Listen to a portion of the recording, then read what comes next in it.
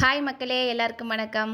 இன்றைக்கி நம்மளோட ரெசிபி என்ன அப்படின்னு பார்த்தீங்கன்னா, ரொம்ப டேஸ்டான தட்டைப்பயிரும் முள்ளங்கியும் வச்சுருந்தா ஒரு மசாலா குழம்பு வைக்க போகிறோம்.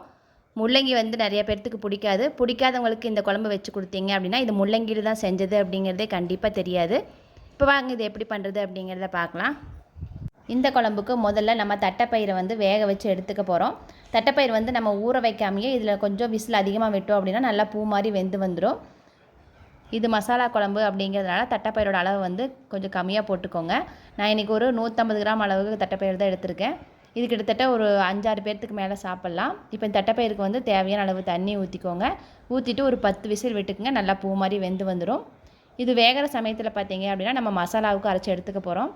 ஒரு கடாயில் எண்ணெய் ஊற்றிட்டு எண்ணெய் காஞ்சதுக்கப்புறமா ஒரு 15 பல் பூண்டு, வெங்காயம் ஒரு சின்ன கப் அளவு போட்டுக்கோங்க. இது மசாலா குழம்புக்கு நம்ம மாமூலாக மசாலா அரைச்சி வைக்கிறத விட இதுக்கு வெங்காயம்லாம் கம்மியாக போட்டோம்னாலே போதும். இது கூடயே ஒரு கொத்து கருவேப்பிலையும் போட்டு நல்லா இப்போ வணக்கி விட்டுறலாம். அடுத்து இது கூட தக்காளி 2 சேர்த்துக்கோங்க. தக்காளியை கட் பண்ணி போடாமல் இந்த மாதிரி முழுசாக போட்டு வதக்கணும் அப்படின்னா தான் டேஸ்ட் நல்லாயிருக்கும். இந்த குழம்புக்கு இஞ்சியெல்லாம் தேவையில்லை, வெறும் பூண்டு மட்டும் இருந்தால் போதும். இந்த வெங்காயம் தக்காளி இதெல்லாம் வதங்கினதுக்கப்புறமா இது கூட இப்போ நம்ம தேங்காய் சேர்த்துக்க போகிறோம். துருவி வச்ச தேங்காய் பார்த்திங்க அப்படின்னா ஒரு 1/4 கப் அளவு சேர்த்துக்கோங்க. இது எண்ணெயிலேயே நல்லா வதங்கணும், அப்போ தான் டேஸ்ட் நல்லாயிருக்கும். தேங்காய் சேர்த்ததுக்கப்புறமே கிட்டத்தட்ட ஒரு 5 நிமிஷம் வதக்கி விடுங்க. இந்த மாதிரி கொஞ்சம் நல்லா ட்ரையாக வதங்கினதுக்கப்புறமா சாம்பார் தூள் 1 டீஸ்பூன், மல்லித்தூள் ஒரு 2 டேபிள் ஸ்பூன் போட்டுக்கோங்க. அடுத்து காரத்துக்கு தேவையான அளவு மிளகாத்தூள் சேர்த்துக்கலாம். சாம்பார் தூள் நான் ஃப்ளேவருக்காக தான் சேர்த்துருக்கேன். இப்போ இதெல்லாம் எண்ணெயில் கொஞ்சம் நல்லா வதங்கினதுக்கப்புறமா நம்ம அரைச்சி எடுத்துக்க போகிறோம். அதனால் ஆறட்டும். அது வரையில் நம்ம காயை கட் பண்ணி எடுத்துகிட்டு வந்துடலாம்.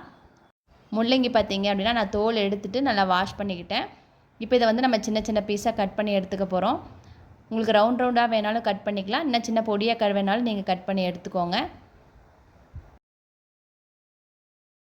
முக்கியமாக ரவுண்டாக கட் பண்ணோம் அப்படின்னா கொஞ்சம் பிடிக்காத பசங்கள்லாம் அதை எடுத்து வச்சுருவாங்க. இந்த மாதிரி பொடியாக கட் பண்ணிட்டீங்க அப்படின்னா எடுத்து வைக்க சான்ஸ் இல்லை. இப்போ இது நல்லா காய் கட் பண்ணியாச்சு. மசாலா இப்போ நம்ம ஆறிடுச்சு, அதையும் அரைச்சி எடுத்துக்கலாம். இந்த மாதிரி நல்லா நைஸாக அரைச்சி எடுத்துக்கோங்க. அடுத்து தட்டைப்பயிரும் பார்த்திங்க அப்படின்னா நல்லா வெந்து வந்துருச்சு பாருங்கள். தண்ணிக்கும் தட்டைப்பயிருக்கும் கரெக்டாக நல்லா பூ மாதிரி வெந்து வந்துருச்சு. அடுத்து இந்த குழம்புக்கு பார்த்திங்க அப்படின்னா கொஞ்சமாக புளி சேர்த்துக்கணும், அப்போ தான் டேஸ்ட் நல்லாயிருக்கும். ஒரு சின்ன நெல்லிக்காய் அளவு புளி எடுத்துகிட்டு அதை ஊற வச்சிடலாம். இப்போ குழம்பு தாளித்து விட்டலாம். தாளிக்கிறதுக்கு ஒரு கடாயில் எண்ணெய் சேர்த்துட்டு எண்ணெய் காஞ்சதுக்கப்புறமா கடுகு, கருவேப்பிலை தழை, அடுத்து வரமிளகா 2 கிள்ளி சேர்த்துக்கோங்க. அடுத்து பொடியை கட் பண்ணி வச்சுருக்க சின்ன வெங்காயம் இதெல்லாம் சேர்த்துட்டு நல்லா வதக்கி விட்டுடலாம். இந்த குழம்பு ரொம்ப சீக்கிரமாக செஞ்சிடலாம். டேஸ்ட் பார்த்திங்க அப்படின்னா ரொம்ப நல்லாயிருக்கும். இது சப்பாத்தி, தோசை, சாப்பாடு எல்லாத்துக்குமே காம்பினேஷனாக சூப்பராக இருக்கும். முள்ளங்கியும் சீக்கிரமாக வெந்துடும். இப்போ நம்ம கட் பண்ணி வச்சுருக்கிற முள்ளங்கியும் சேர்த்தாச்சு. சேர்த்துட்டு கொஞ்சம் தேவையான உப்பு போட்டுக்கோங்க. போட்டுட்டு நல்லா கொஞ்சம் நேரம் வணக்கி விட்டுட்டு மூடி வச்சிடலாம். அடுப்பை சிம்மில் வச்சு வேக வச்சுருங்க, ஈஸியாக வெந்து வந்துடும். இது நீர்க்காய் அப்படிங்கிறதுனால வேகிறதுக்கு டைம் எடுக்காது. 5 நிமிஷம் கழித்து எடுத்து பார்க்கலாம். காய் பார்த்திங்க அப்படின்னா கொஞ்சம் வதங்கி நல்லா கலர் மாறி வந்துருச்சு. இந்த மாதிரி 3/4 பதம் வெந்து வந்ததுக்கப்புறமா நம்ம அரைச்சி வச்சிருந்த மசாலாவை ஊற்றிட்டு கூடவே புளி கரைசல் கரைச்சி வச்சிருந்து அதையும் சேர்த்துக்கோங்க. அதையும் சேர்த்துட்டு நம்ம மிக்ஸி கழுவின தண்ணியும் கூட ஊற்றிக்கலாம். அடுத்து இது கூட வேக வச்சிருந்து தட்டைப்பயிரையும் சேர்த்துடலாம். கொஞ்சம் மஸ்ட்டு சேர்த்துக்கோங்க. இந்த குழம்புக்கு தேவையான அளவு தண்ணி ஊற்றிட்டு நல்லா மிக்ஸ் பண்ணி விட்டுட்டு உப்பு பத்தலை அப்படின்னா கொஞ்சம் சேர்த்துக்கோங்க. உப்பு சேர்த்ததுக்கப்புறமா ஒரு தடவை நல்லா கிளறி விட்டுட்டு மூடி வச்சிடலாம். நல்லா கொதித்து வெந்து வரட்டும்.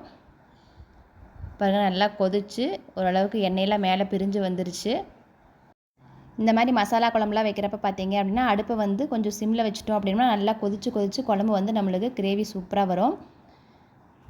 நம்மள நிறைய பேர் தட்டைப்பயிறு கூட சொரக்காய் சேர்த்து செஞ்சுருப்போம். இதை முள்ளங்கி சேர்த்து செஞ்சு பாருங்கள். டேஸ்ட் ரொம்ப அல்டிமேட்டாக இருக்கும். இது முள்ளங்கி தான் சேர்த்துருக்கோம் அப்படிங்கிறது கண்டிப்பாக தெரியவே தெரியாது. அந்தளவுக்கு டேஸ்ட் நல்லாயிருக்கும். குழம்பு இப்போ ரெடி ஆயிடுச்சு. இதே மாதிரி நீங்களும் உங்கள் வீட்டில் ட்ரை பண்ணி பார்த்துட்டு எப்படி இருந்துச்சு அப்படின்னு கமெண்ட் பண்ணுங்கள். உங்களுக்கு பிடிச்சவங்களுக்கு நம்ம சேனலை ஷேர் பண்ணுங்கள். உங்களை அடுத்த ஒரு நல்ல வீடியோவில் சந்திக்கிறேன். தேங்க்யூ.